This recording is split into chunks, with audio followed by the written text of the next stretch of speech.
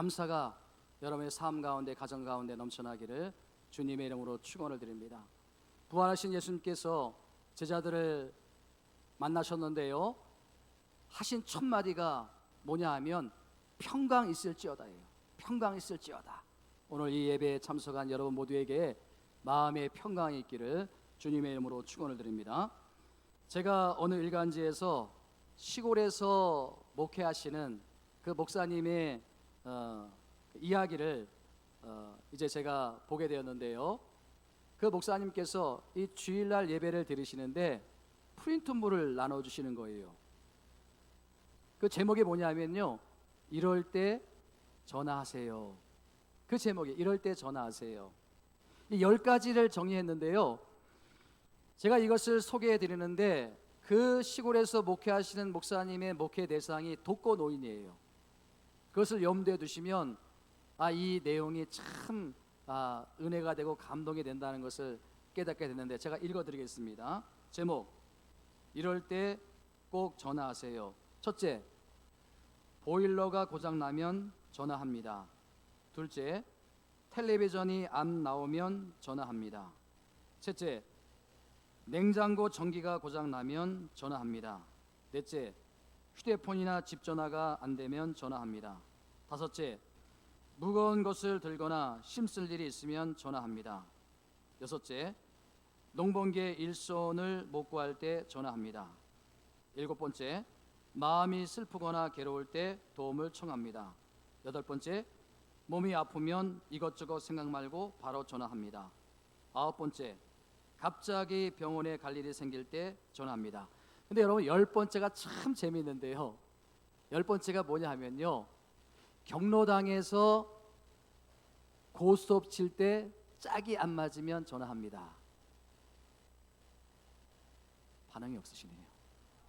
일부 예배 때는 다 웃고 그냥 막 다 뒤집어 던졌는데, 저는 2부 예배 때 어떤 개그를 해야 될지, 제가 여러분들은 너무 이렇게 좀 수준이 높아가지고 여러분들은 이렇게 감동이 없을지 모르지만 저는 너무나 감동이, 목사 입장에서는 너무나 감동이 되는 거예요.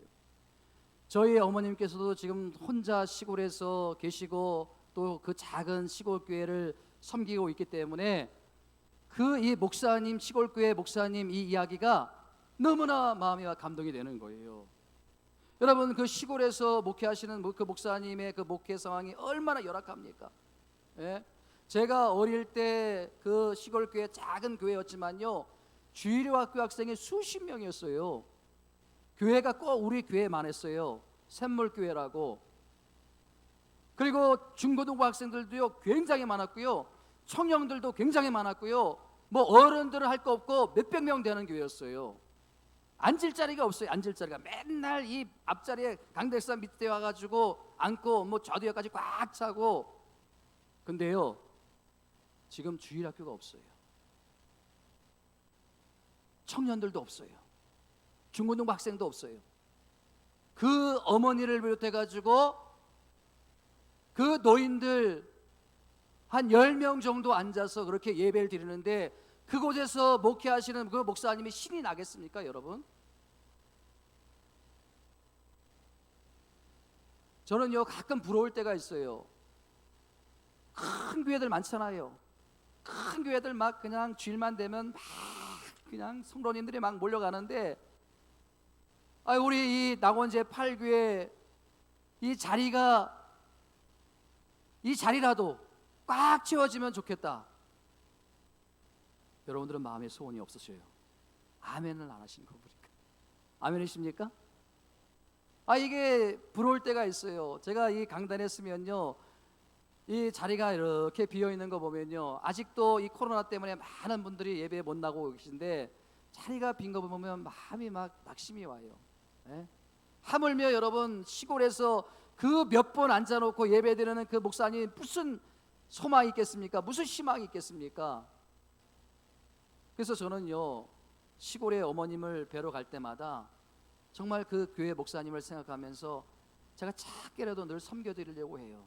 어떨 때는요, 그 어머니한테, 어머님, 목사님 이거 꼭 갖다 드리세요. 작은 제가 현금도 준비를 하고, 어떨 때는 또 작은 선물도 준비하고, 그래서 그 목사님 좀 힘을 내시라고, 좀 힘을 얻으시라고.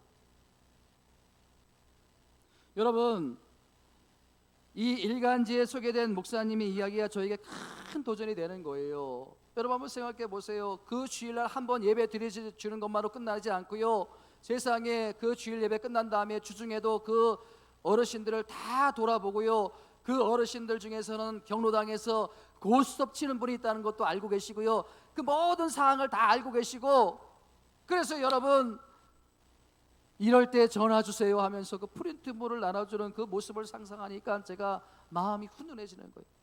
마음이 감사가 나는 거예요.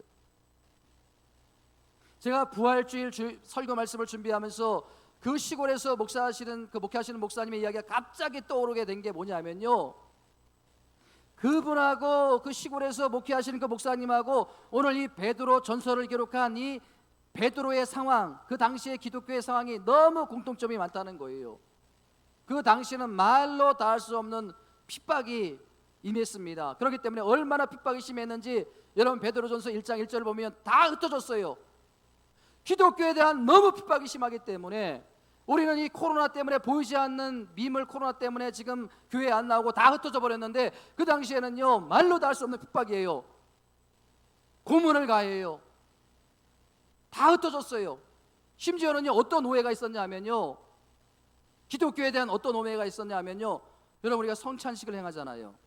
우리가 지금 코로나 때문에 성찬식을 잠시 보류하고 있는데 떡을 나눠주면서 이것은 주님의 살입니다, 또 잔을 나눠주면서 이것은 주님의 피입니다. 그런데 그 당시에 사람들이 어떻게 오해했냐면요, 이 기독교는 야만 종교이다, 식인종과 같은 일을 하고 있다, 어떻게 살을 먹고 어떻게 피를 마시냐, 이 기독교는 야만 종교이다, 그렇게 오해를 한 거예요. 그런 상황에서 누가 예수를 믿습니까? 누가 기독교인이 되겠습니까? 또 심지어는요, 여러분 우리가 성도님들이 이렇게 주일날 오면요 아름다운 교제를 나누잖아요. 예? 떡도 나누고 때로는 맛있는 음식도 나누고 아름다운 교제를 하고, 또 남자들에게는 형제님이라고 그러고 여자들에게는 자매님이라고 하고 그런 사랑의 교제를 나누는데, 이것을 어떻게 오해를 하냐면 이 교회는 성적으로 문란한 집단이다, 이런 오해가 있었던 거예요. 그러니 여러분 그런 상황에서 신앙생활 한다는 자체가 얼마나 힘들어요. 때로는요 조롱, 때로는 수몬, 때로는 오해, 때로는 목숨까지도 내어놓는 그런 것을 불사할 수 있는 그런 신앙생활, 예수 믿기가 정말 힘든 상황이 아닙니까? 여러분 인간적으로 얼마나 두렵고 떨리는 상황입니까? 이런 상황에서 쓰여진 바로 그 말씀이 베드로 전설한 오늘 본문의 말씀이라는 거예요. 여러분 우리가 부활주의를 맞이해서 우리가 정말 깊이 생각할 문제가 뭐냐 하면, 이렇게 엄청난 핍박과 또 엄청난 어려운 상황 가운데 어떻게 초대교회 성도들과 어떻게 베드로와 어떻게 그 시골에서 목회하시는 그 목사님이 그 상황과 그 어려운 상황을 맞닥뜨려 가지고 거기에 좌절하고 절망하지 않고 오히려 활력 있는 신앙생활을 하느냐. 오히려 여기에 보면 어떤 말씀이 기록되고 있습니까? 하나님을 찬양한다고 말씀하고 있어요. 기뻐한다고 말씀하고 있어요. 어떻게 이것이 가능한가? 그 답이 오늘 본문 3절에 나와 있어요. 3절 말씀 같이 한번 읽어봅니다. 3절 말씀 큰 소리로 읽어봅니다. 시작. 우리 주 예수 그리스도의 아버지 하나님을 찬송하리로다. 그 많으신 긍휼대로 예수 그리스도를 죽은 자 가운데서 부활하게 하심으로 말미암아 우리를 거듭나게 하사 뭐가 있게 하시고 산 소망이 있게 하시고. 여러분 이 부활하심과 산 소망, 이 산 소망이 어떤 깊은 의미가 있는지 제가 조금 후에 말씀을 드리겠습니다. 여러분 이 초대교회 당시에 그렇게 두렵고 그렇게 절망적인 상황에서 어떻게 하나님을 찬양하고 어떻게 하나님을 노래하고 기뻐할 수 있는 비결이 뭐냐? 그들이 가졌던 부활신앙에 있었다는 것입니다. 부활신앙, 죽음으로 끝나는 것이 아니라 부활한다, 부활신앙을 가졌기 때문이라는 것입니다. 여러분 이 서신을 기록한 베드로 저자도 마찬가지가 아닙니까?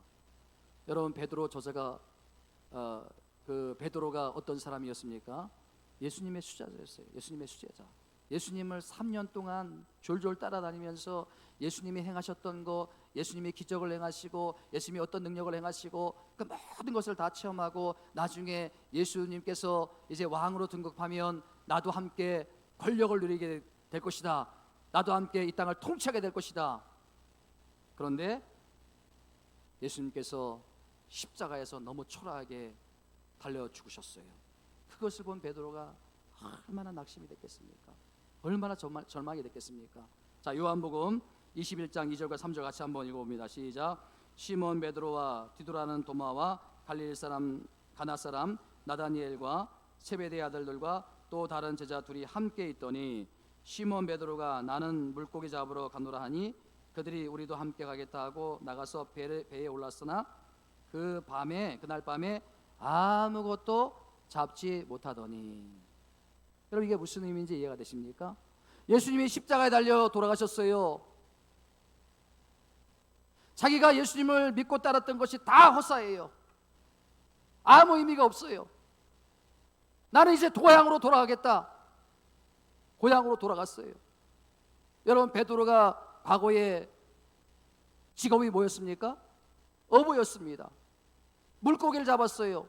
배를 탔어요. 그래서 내가 예수님을 지금까지 따라다닐 것은 다 헛사다. 송충이가 솔잎을 먹고 살아야지 내가 무슨 꿈을 꿔. 나는 아무 희망도 없어. 고향으로 가가지고 이제 갈릴리 바다에 다시 나가서 배를 타고 그물을 던졌습니다. 고기를 잡았습니까? 잡지 못했습니까? 한 마리도 잡지 못했어요. 아무것도 잡지 못하더라. 여러분, 이렇게 낙심과 절망에 빠져있던 장본인이 베드로였는데, 여러분 보세요.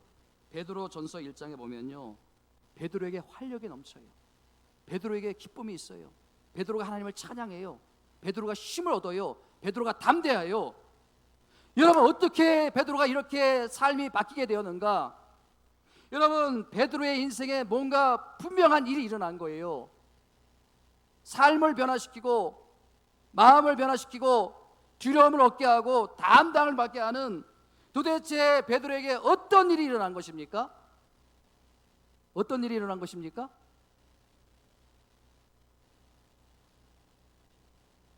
3절에 그 답이 있습니다. 베드로가 누굴 만났습니까? 누굴 만났습니까? 누굴 만났습니까?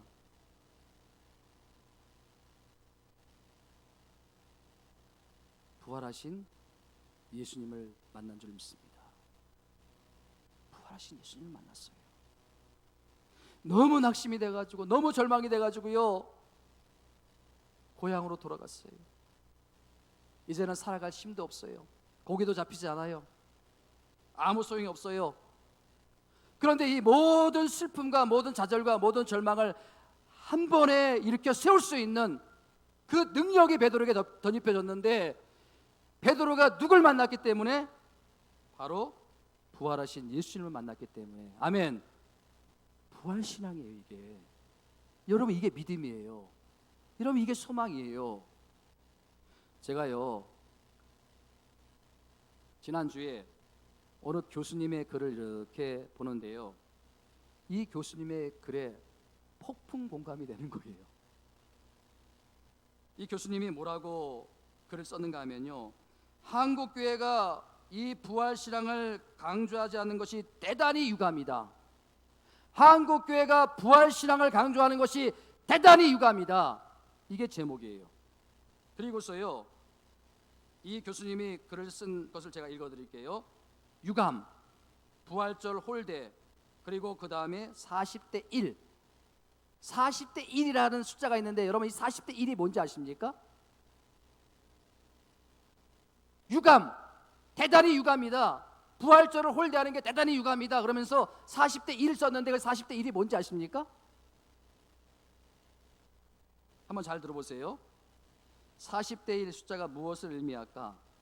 사순절과 부활절을 비교하는 숫자다. 여러분, 우리가 40일 동안 사순절 기간을 보냈어요. 예수님의 십자가를 묵상하고 예수님의 그 은혜를 기리는 그 40일을 보냈어요. 그런데 여러분, 부활주일은 어떻습니까? 부활주일은 고작 하루예요. 오늘 딱 하루예요. 예? 요즘 젊은이들로 말로 하면 폭풍 공감이에요. 진짜 맞는 말이다. 제가 그 교수님의 글을 읽고 진짜 맞는 말이다. 진짜 그렇다. 십자가에 대해서는 40일 동안 묵상하고 금식도 하고 막 난리를 치는데 부활주일은 그 부활의 기쁨을 누리는 것은 오늘 딱 하루 계란 나눠주고 뭐 나눠주고 딱 하루 끝나는 거. 제가 여러분 말씀을 준비하면서 가만히 생각해 보니까요, 저 같은 목사가 설교하면서 십자가를 말하는 것과 부활을 말하는 것 비교해 보면요, 이게 40대 1 정도가 아니라 400대 1, 몇만 번 대 1이에요. 저는 늘 여러분들에게 십자가를 말씀을 증거하지만 부활에 대해서는 제가 그렇게 증거한 사실 별로 없는 것 같아요. 십자가에 대해서는 그렇게 많이 하는데 부활에 대한 이야기는 없는 거예요. 여러분 한번 여러분들이 찬송가나 찬양도 한번 보세요. 제가 새벽에 일어나서 말씀을 묵상하고 말씀을 준비하다가 오늘은 무슨 찬양을 부를까? 부활의 찬양을 불러야지. 그러면서 찬송가를 뒤져보고 찬양집을 막 찾아봐도 세상에 부활에 대한 찬양을 찾아볼 수가 없어요. 십자가에 대한 찬양은 넘쳐나요. 막 다 십자가예요. 다 십자가에 십자가 묵상하라, 십자가를 가까이 하라, 십자가를 사랑하라, 십자가의 능력, 십자가의 보혈, 다 그런데 이게 여러분 문제라는 거예요. 여러분 그 교수님이 주장은 마지막 한번 들어보세요. 만약 예수님의 부활이 없다면 십자가는 단지 한 유대 젊은이의 안타깝고 불쌍한 죽음에 불과했을 것이다. 부활이 없다면요, 그 예수님께서 우리의 모든 죄를 담당하시고 십자가에 달려 죽으셨는데 부활이 없다면 그 한 젊은이의 안타깝고 불쌍한 죽음에 불과하다는 거예요. 여러분 고린도전서 15장 17절 말씀 같이 한번 읽어봅니다. 큰 소리로 시작. 그리스도께서 다시 살아난 일이 없으면 너희 믿음도 헛되고 너희가 여전히 죄 가운데 있을 것이요. 여러분 예수 그리스도께서 죽음으로 끝났다면 우리의 믿음도 헛것이에요. 여러분들이 이 자리에 나와 앉아 예배드리는 것도 다 의미가 없어요. 여러분들이 앞으로 살아갈 그 앞날도 소망이 없습니다. 여러분들이 죽음 앞에서 절망할 수밖에 없습니다. 우리는 죄 가운데 나중에 죽어도 지옥 갈 수밖에 없는 거예요. 그러나 예수 그리스도께서 우리의 죄를 담당하시고 십자가에 달려 죽으심으로 십자가에 머물러 있는 것이 아니라 부활하심으로 말미암아 우리에게 부활 소망이 되시고 부활의 능력이 되셔서 우리가 죽음 앞에서도 두렵지 않는 거 아닙니까? 이게 바로 부활 신앙이라는 거예요. 그렇기 때문에 여러분 이 부활 신앙이 너무너무 중요해요. 저는요 십자가를 묵상하지 말라고 여러분들에게 말씀드리는 게 아니에요. 그 복음의 진수인 십자가를 더욱더 묵상하되 그 무게만큼 여러분들의 부활 신앙도 갖고 이 땅을 살아가라는 거예요. 오늘 여러분 심령 가운데 부활 신앙이 회복되어지기를 주님의 이름으로 축원드립니다. 여러분 우리가 이 부활 신앙이 왜 회복되어야 되냐 하면요, 이 부활 신앙이 우리 삶에 어떤 변화를 주는가, 이게 오늘 제가 여러분들에게 말씀드리려고 하는 포인트예요.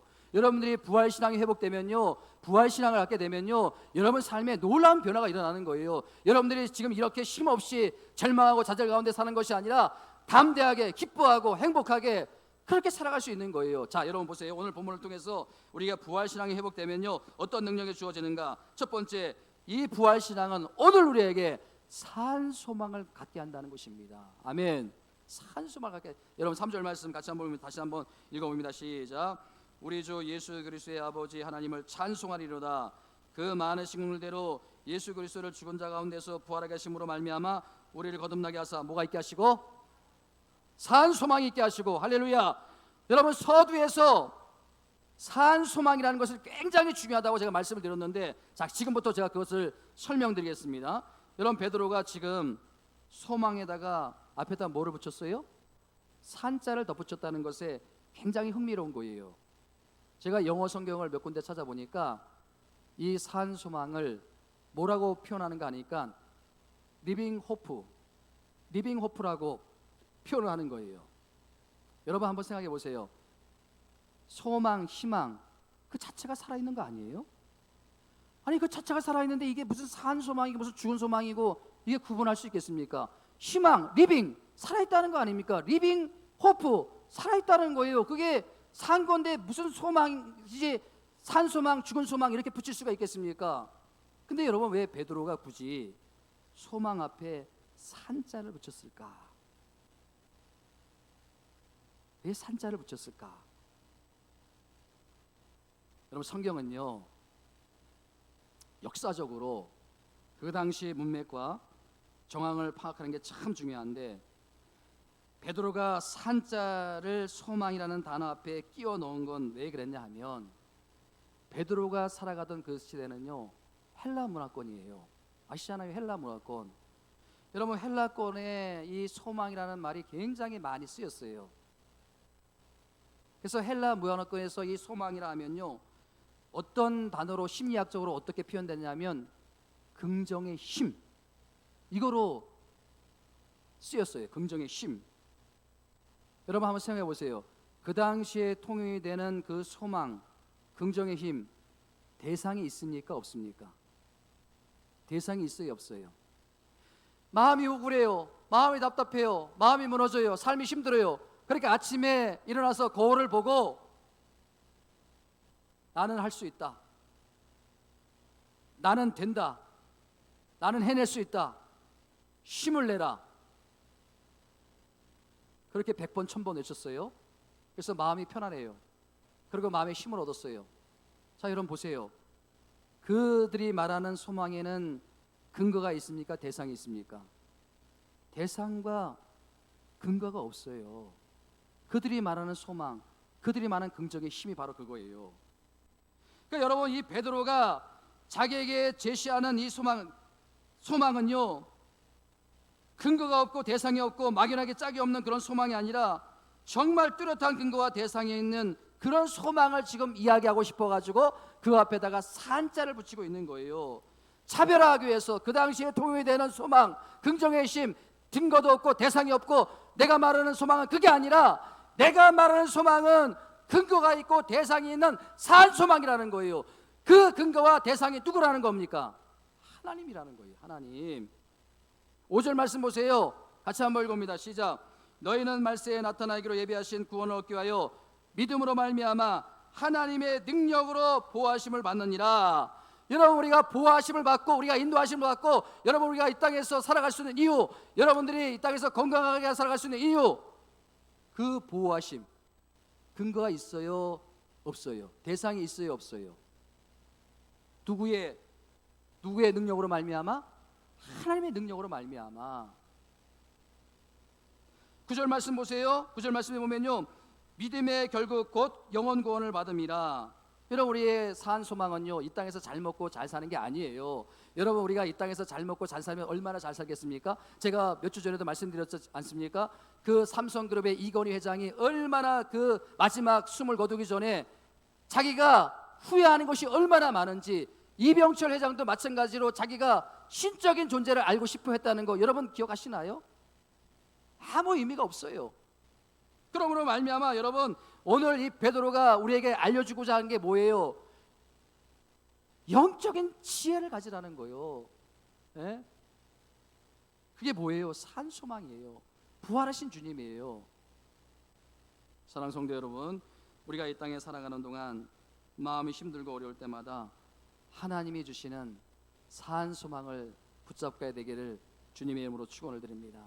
제가 여러분, 오늘 말씀을 새벽에 막 묵상하는데 하나님께서 제 머릿속에 막 떠오르게 하는 성경 말씀이 있는데, 시편 40편 5절 말씀 같이 한번 읽어봅니다. 시작. 내 영혼아, 내가 어찌하여 낙심하며 어찌하여 내 속에서 불안한가? 너는 하나님께 소망을 두라. 그가 나타나 도우심으로 말미암아 내가 여전히 찬송하리로다. 찬송하리로다. 여러분 보세요. 우리의 인생은요 다 똑같아요. 낙심과 절망과 불안과 두려움으로 시작했다가 나중에 마지막 우리의 인생은 어떻게 끝나는 거예요? 하나님을 찬양하는 인생으로 마무리되는 것이 우리의 인생인 줄 믿습니다. 우리의 인생은 다 똑같아요. 우리의 출발은 다 똑같아요. 절망, 낙심, 불안. 인간이 할 수 있는 게 뭐가 있어요? 대통령인들 할 수 있는 게 뭐가 있어요? 의사분들이 할 수 있는 게 뭐가 있어요? 아무것도 할 수 없어요. 우리가 절망 가운데, 낙심 가운데 빠져가면요 아무것도 할 수 없어요.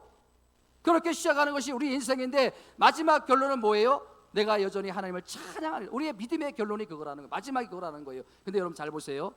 그 중간에 매개가 뭐냐, 매개체가 뭐냐는 거예요. 우리가 슬픔 가운데, 절망 가운데, 좌절 가운데 시작됐다가 우리가 기쁨으로, 감사로, 행복으로 마무리될 수 있는데, 그 역할을 해주는 가장 중요한 중간에 매개체가 누구라는 거예요. 누가? 따라합니다. 하나님께 소망을 둬라. 여러분, 세상에서 그 말하는 심리학적인 소망이 아니에요. 대상도 없고 근거도 없는 그런 소망이 아니에요. 내가 어찌하여 낙심하며 어찌하여 불안해하는가? 너는 하나님께 소망을 두라. 하나님께서 도우심으로 말미암아 내가 여전히 하나님을 찬양하리라. 대상과 근거가 분명한 것 누구야? 하나님이 도운다는 거. 하나님이 하신다는 거 아닙니까? 믿으시기 바랍니다. 하나님이 도와주시면 되는 거예요. 지금 우리가 어려워도, 지금 소망이 없을지라도, 지금 절망 가운데 있을지라도 우리는 산 소망을 가질 수 있는 거예요. 왜? 그 대상과 그 근거가 분명하기 때문에. 누구예요? 살아계신 하나님. 아멘. 부활하신 예수 그리스도. 아멘. 여러분, 베드로전서 1장 21절도 마찬가지가 아닙니까? 같이 한번 읽어봅니다. 시작. 너희는 그를 죽은 자 가운데서 살리시고 영광을 주신 하나님을 그리스도로 말미암아 믿는 자니 너희의 믿음과 소망이 누구에게 있기 때문이라? 하나님께 있게 하셨느니라. 우리의 믿음의 근거, 우리의 소망의 근거, 하나님이 계시다는 거예요. 저는 이게 얼마나 감사한지 몰라요. 제가 이런 목회하면서도 때로는 낙심이 되고 절망이 되지만요, 하나님이 계시기 때문에. 여러분, 교회 개척하고 지금 3년 조금 지났는데 제가 1년 동안 너무나 감사하게 신나게 목회를 했어요. 그러다가 코로나가 오는 바람에 성도님들이 안 나오기 시작하는데 막 마음이 무너지는 거예요. 그런데 저에게는 산 소망이 있어요. 희망이 있어요. 그 근거가 하나님이 하시면 되기 때문에.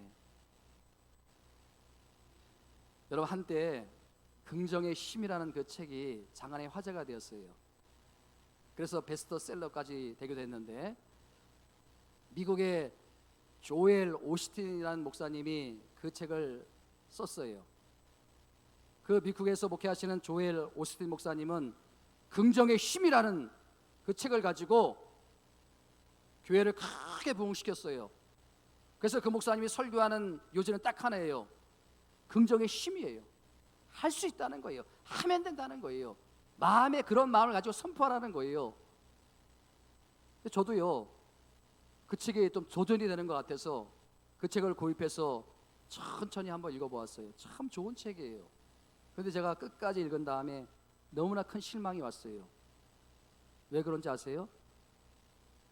그렇게 긍정의 힘을 이야기하고 희망을 얘기하고 소망을 얘기하는데 근거가 없어요. 대상이 없어요. 하나님이 빠져 있어요. 예수님이 언급이 안 돼요. 여러분, 우리가 어떻게 하나님을 빼고 예수 그리스도를 믿지 않고 어떻게 우리가 소망을 가질 수 있고 희망을 가질 수 있겠습니까? 근거와 대상이 없는 거 아닙니까? 그 설교를 보면요, 그분의 설교를 보면요, 할 수 있다는 거예요. I can do. 그게 수백 번 나와요. 영어로 번역된 책을 봤는데, 영어로 된 책도 제가 봤는데요, I can do 뭐 그게 그냥 수시로 언급돼요. 나는 할 수 있다. 나는 얼마든지 할 수 있다. 나는 모든 것을 할 수 있다. 된다. 근데 여러분, 하나님이 빠졌어요. 예수님이 빠졌어요. 근거와 대상이 설명이 없어요. 여러분, 오늘 본문 베드로가 말하는 산 소망은 그런 소망이 아닙니다. 확신한 근거와 대상이 있는 산 소망이라는 거예요. 나는 할 수 없지만 하나님은 할 수 있다. 내가 할 수 있는 것은 내가 하는 것이 아니라 하나님이 도와주시기 때문이다. 이게 바로 산 소망인 줄 믿습니다.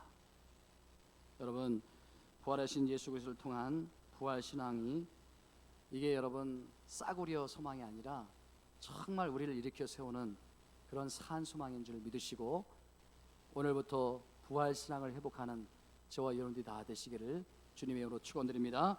두 번째, 우리가 부활 신앙이 주는 능력이 뭐냐 하면 기쁨의 확산이에요. 기쁨의 확산. 자, 제가 이 부활이라는 그 용어를 네이버로 찾아보니까 이 부자가 회복할 부, 다시 살아날 부예요. 죽은다가 다시 살아난다는 거예요. 근데 활자가 참 의미가 있더라고요. 이 활자가 뭐 살아날 활인데 그 뒤에 덧붙인 게 뭐냐면 물이 콸콸콸 활, 물이 콸콸콸이, 물이 콸콸콸.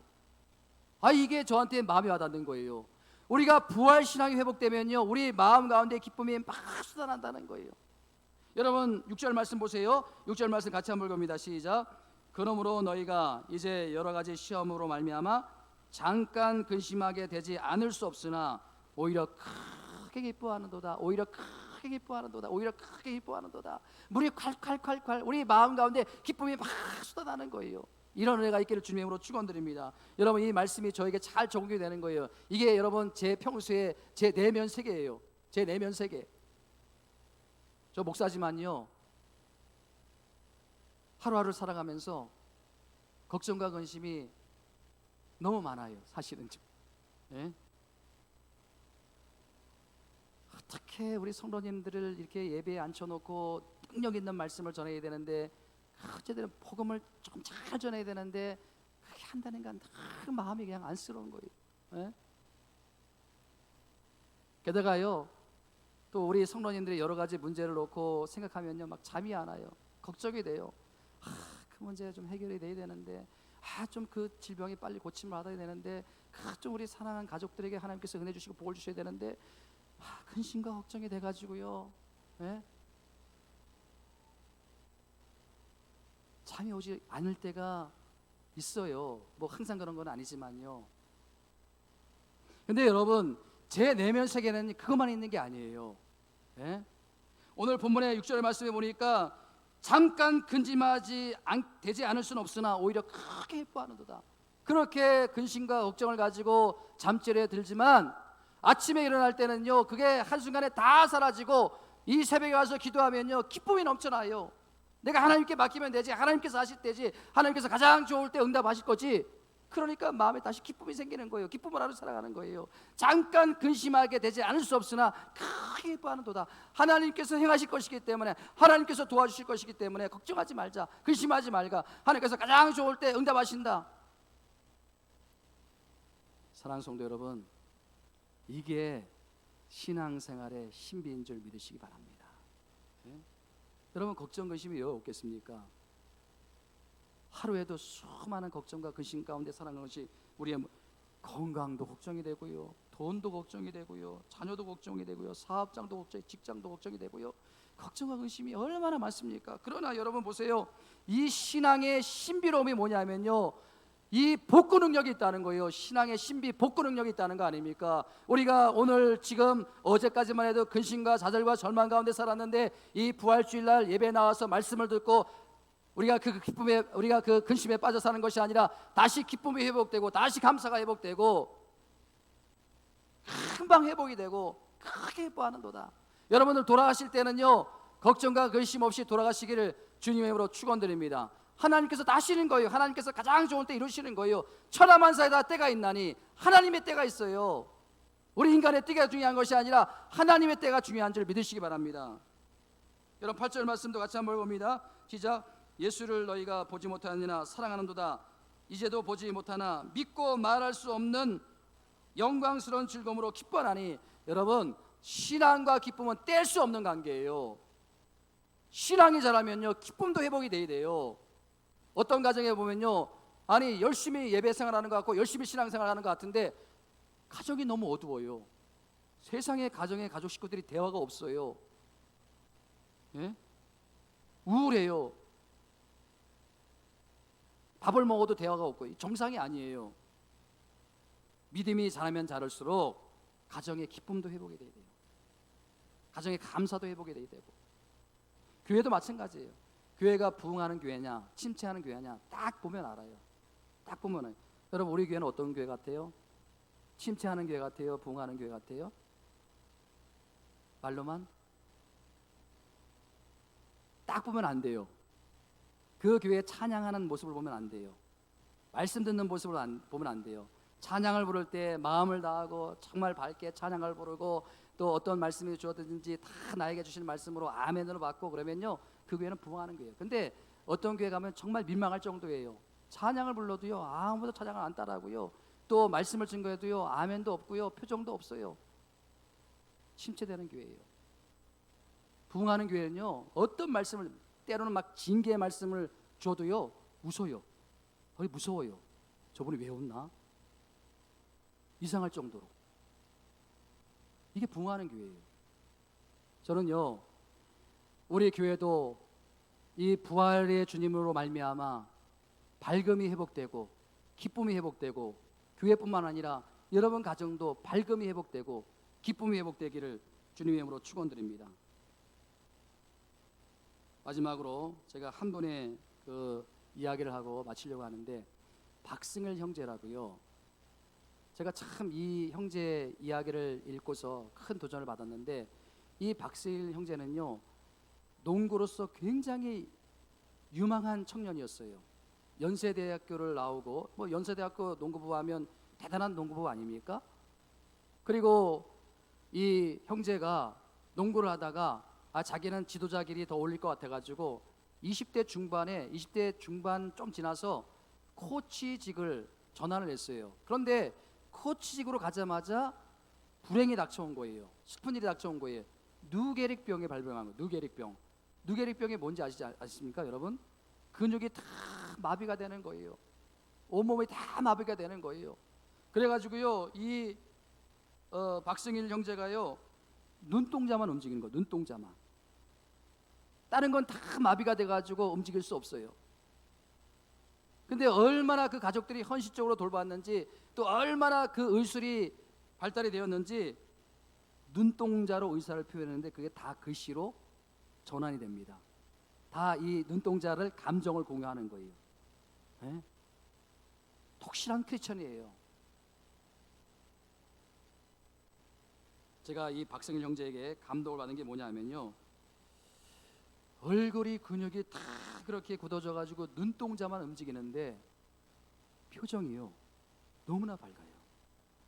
표정이 너무나 밝아요.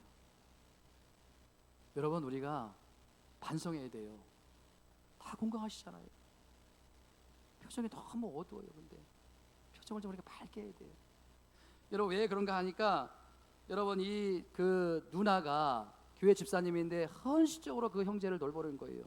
그래가지고 이 24시간 침대에 누워있는 그 박승일 형제가 왜 그렇게 표정이 밝았나 물어보았더니, 이 박승일 형제에게는요, 하나님이 주시는 꿈이 있었다는 거예요. 하나님이 주시는 꿈. 여러분 생각해 보세요. 24시간 침대에 누워 있고요, 온몸이 마비가 돼가지고 근육이 다 마비가 돼가지고 이 눈동자만 움직이는 이 형제에게 어떻게 꿈을 꿀 수 있는가? 도대체 무슨 꿈인가 보았더니요, 누게릭 요양병원을 짓는 게 이 형제의 꿈이에요. 많은 사람들이 누게릭병에 걸려가지고 고통받고 힘들어하는 게 너무 안타까워가지고, 자기의 모습을 보니까, 자기 가정의 모습을 보니까 누게릭 요양병을 받아가지고 그 돌보는 가족도 행복하고 그 사람도 행복하고 그랬으면 좋겠다, 이런 꿈을 품게 된 거예요. 그게 하나님이 주신 꿈이래요. 여러분, 누워있는 24시간 누워있는 그 형제가 그 일을 어떻게 할 수 있겠습니까? 근데 하나님께서 놀랍게 역사하신 거예요. 그가 그런 꿈을 꾼다는 것을 알게 된 많은 사람들이, 션 부부 알지요? 션 부부가 가장 많이 거기 후원을 하는 거예요. 그리고 또 많은 연예인들과 많은 농구 스타들이 많은 성금을 내가지고요, 지금 승일 희망 재단이 만들어졌어요. 승일 희망 재단. 그래가지고 뉴게릭 요양병원이 세워지고 있는, 제가 그 형제의 사연을 듣고 참 감동을 받은 게 뭐냐면요, 처음에 뉴게릭병이 발병했을 때 의사들의 진단이 뭐냐면요, 2년 3년 살면 많이 산다, 2년 3년 안에 죽을 것이다, 그 진단을 받았는데, 지금 이 박승일 형제가 몇 년을 살고 있는지 아십니까? 17년인가 18년을 지금 살고 있어요. 얼굴도 얼마나 밝은지 몰라요. 여러분, 하나님이 주신 꿈, 이 형제에게 주신 하나님의 꿈, 이게 뭐라는 거예요? 오늘 산소망이라는 거예요. 산소망. 예? 부활하신 예수 그리스도께서 박식을 형제에게 꿈을 주셨는데 그 꿈이 바로 산소망이라는 거예요. 오늘 저와 여러분들에게도 이 산소망이 있는 줄 믿으시기 바랍니다. 말씀의 결론을 맺습니다. 여러분, 뇌계류병으로 24시간 누워있는 그 형제 안에 내 인생은 끝났다 그렇게 포기해버렸다면 그는 의사 말대로 2년 3년 안에 죽었을 거예요. 이 땅에 있지 않았을 거예요. 그러나 부활의 주님을 만남으로 말미암아 부활의 주님께서 그 박식일 형제에게, 누워있는 박식일 형제에게 꿈을 주셨어요. 그것이 산소망이 되었어요. 그래서 그 영혼이 춤을 추고 있어요. 그 영혼이 춤을 추고 있어요. 그러니까 얼굴이 밝은 거 아닙니까? 여러분, 우리가 사실 멀쩡해요. 부활하신 예수님, 성령님께서 우리 안에 계셔요. 여러분, 우리가 낙심에 빠져 있을 이유가 없고 절망에 빠져 있을 이유가 없어요. 여러분들의 영혼이 부활하신 주님으로 말미암아 다시 춤추며 기뻐하며 감사하는 은혜가 있기를 주님의 이름으로 축원드립니다. 무슨 일이 있어서 낙심이 되는지 모르지만, 무슨 일이 있어 절망이 되는지 모르지만, 너희가 여러 가지 시험으로 잠깐 근심하지 않을 수 없으나, 근심할 수밖에 없으나 오히려 크게 기뻐하는다. 우리가 금방 우리가 근심으로부터 일어나고 절망으로부터 일어날 수 있는 것은 부활의 주님을 바라보기 때문에, 부활의 주님이 산소망이 되기 때문에 이 은혜가 입혀지기를 주님의 이름으로 축원드립니다. 우리가 찬양 부르고 함께 간절한 마음으로 기도합니다.